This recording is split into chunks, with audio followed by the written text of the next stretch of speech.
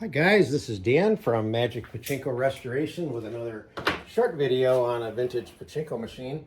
This features, I don't like to use the word unique or rare when speaking of pachinko machines because they rarely apply, but this is certainly an uncommon machine, I guess is what you could call it. This is what's called a single shot conversion. This particular machine started its life out as a single shot.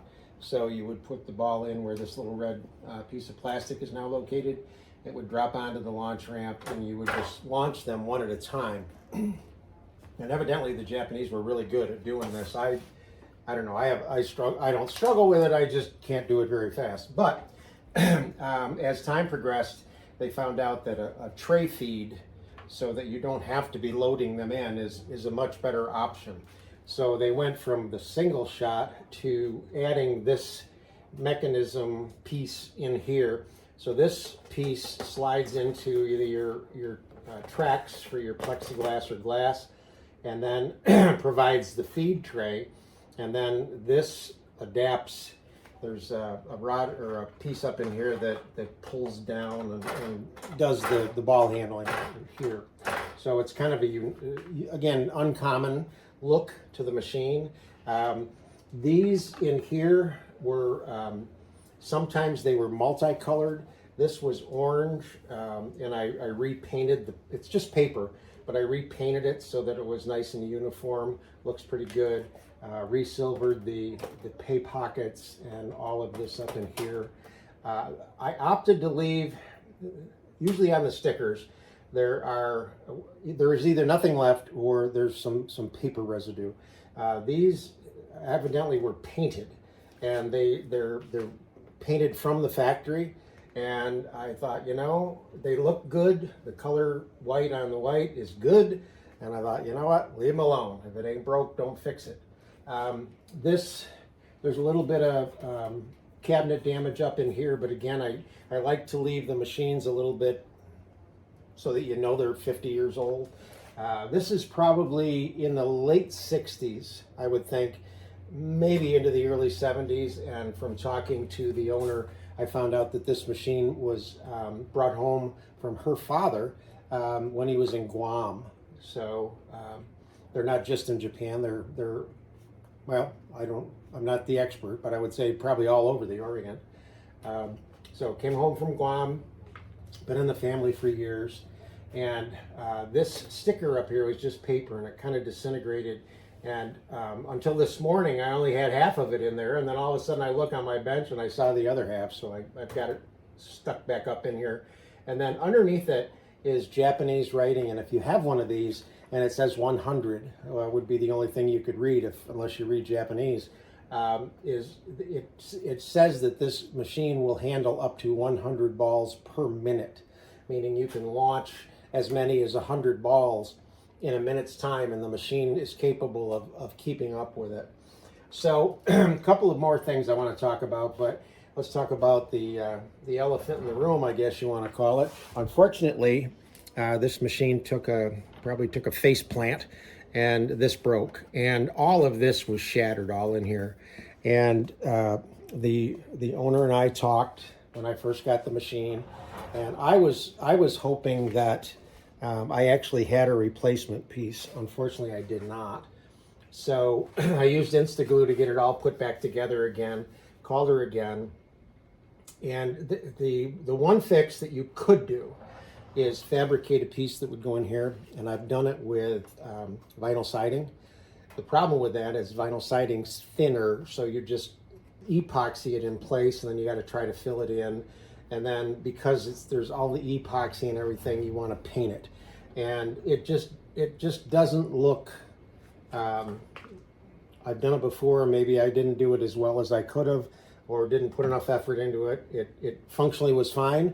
It just didn't look right. I mean, this is kind of an off-white, as white tends to fade. And then if you painted this, you'd have to paint the whole thing. It would be really bright white.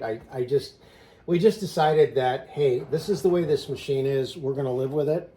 And it doesn't really affect the balls in here unless you try to fill it way up and then they'd fall out. But This also has an overflow chamber in it. And the way that this works is that if two balls go into the machine essentially at the same time, one would pay out and one would get forced up into this little chamber that you see here, right in here, up into here, okay? And it would just sit in there. And some of the machines actually had a light wired to it. This one does not, but some of the machines had a switch in there, and it would light up a light telling you that there was a ball in there. And this chamber will hold, I believe, 3 or 4 balls. So when a player would be all done playing, if he had some balls in here, that's what this little push down is for. You would just push down on that, and what it does is it pops the ball out of there and puts it back on the ramp going down to the seesaw, and it pays out. So if there were 3 in there, you just hit this thing 3 times, and it would give you 3 more payouts before you actually walked away from the machine. So here's what she looks like on the back. This one was in good shape. All of the covers that it's supposed to have are here, which is except one. I take that back. There's one more cover the machine could have had, but this cover's here, this cover's here, this cover's here, this one is here.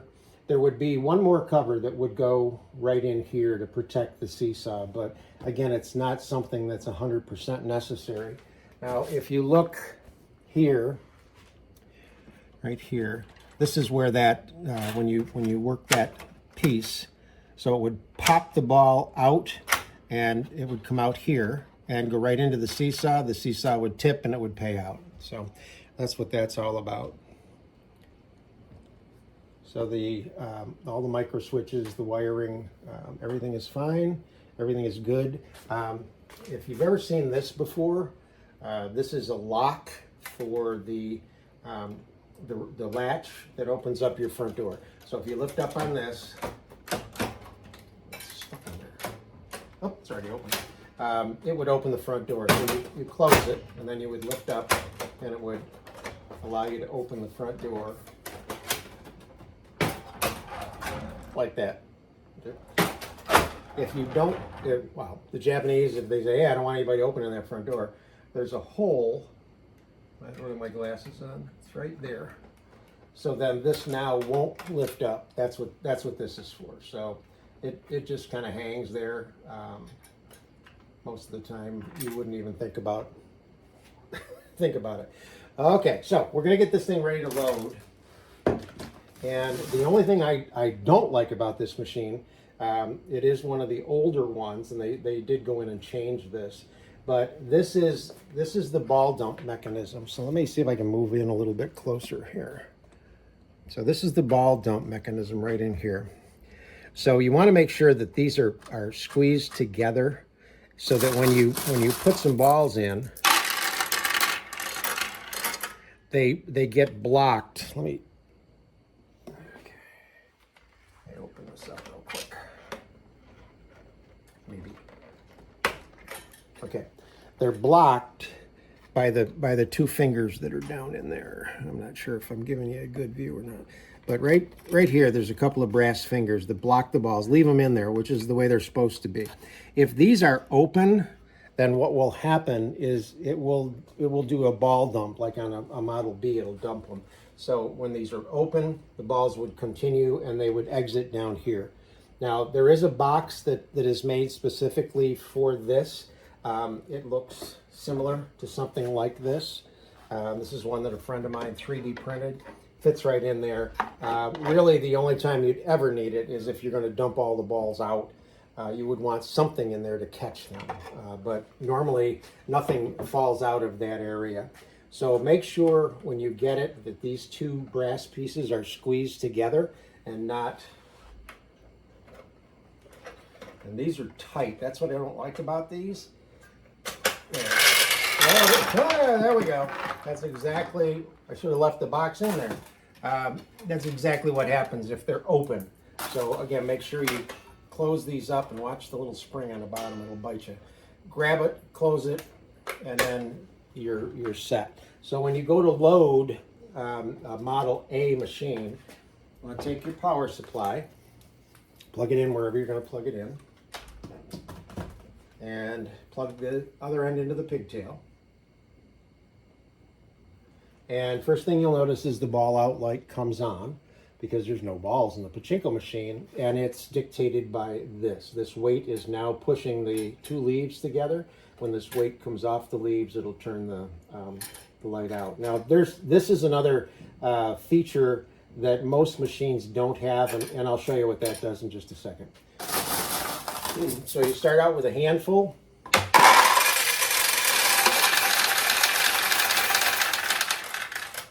Your first handful should run out down here, down through the turnaround, down this tube, into this tray, all the way down to the jackpot. Fill the jackpot up and then start to back up.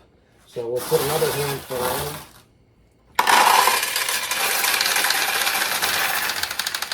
Now when it gets to the point where the machine says there's enough in this area to feed the jackpot, then this will close and keep the balls up in here until it needs them. So at this point, you take the vast majority of the balls that you own, and you want to make sure this is pretty full. You can dump a bunch in here also. It's not going to hurt anything, because that's where they're going to end up anyway. But then you want to just keep a handful of the balls to get ready to play. Now with a Model B, you would need a catch box down here. With the Model A's, the losing balls go right into the tray and feed the jackpot again, and the actual ball that gets you the win comes down through and goes out the front. So with this machine, all your wins come out down here, okay, rather than returning into the feed tray. So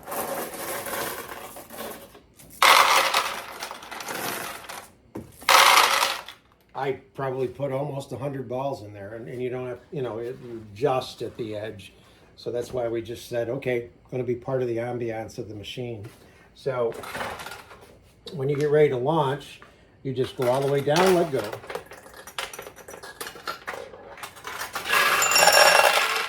Got a win right off the bat. So the light is in here. It lights up the center attraction, and it will give you the 14 balls down here that were in the jackpot. So when you play Pachinko, you're betting one of your balls against the house's 14 balls. So we'll launch a few more.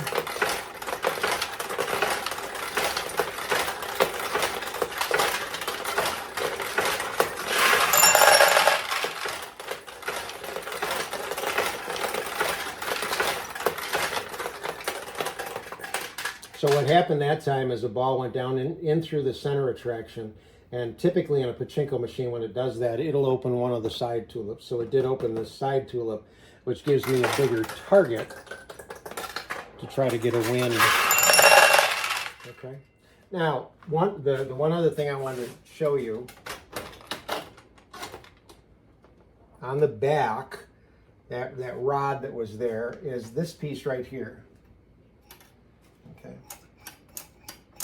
moving right here. So the way this machine is set up is when you don't have enough balls, then this, on most machines, if you don't have enough balls, there's a flag in this area that won't let you launch more balls. This machine doesn't have that feature. So this, when there's not enough balls in the machine, would drop down. And when you try to launch a ball, it's going to hit that and just let it drop back down. So that, and by then the ball outlight's going to be on. So pretty much your cue to say, hey, I gotta take some of these balls that I've just won as a player and now become a parlor owner and fill them back in to the tray up above. Okay, so let's see if we can get a few more wins. Watch this thing in action. I'll tell you one more thing that the owner and I talked about.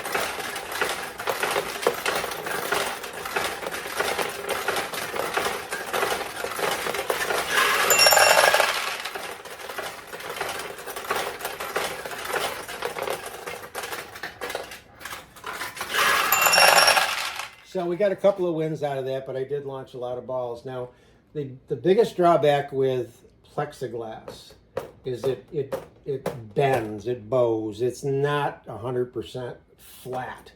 So I told the owner, the new owner of this, that when I pushed on the plexiglass, kept it up closer to the, right up against the pins like it really should be, and I don't know if it'll do it now, but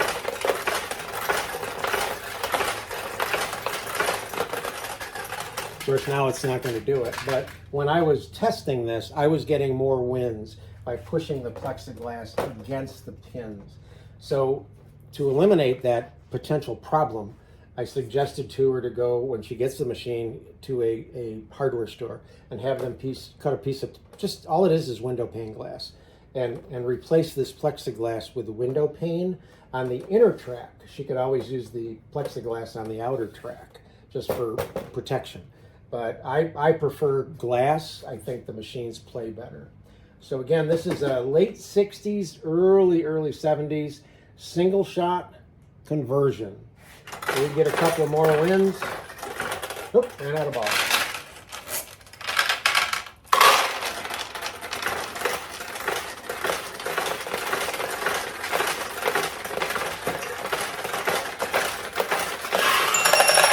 There we go. All right, pretty machine. Hope you liked the video.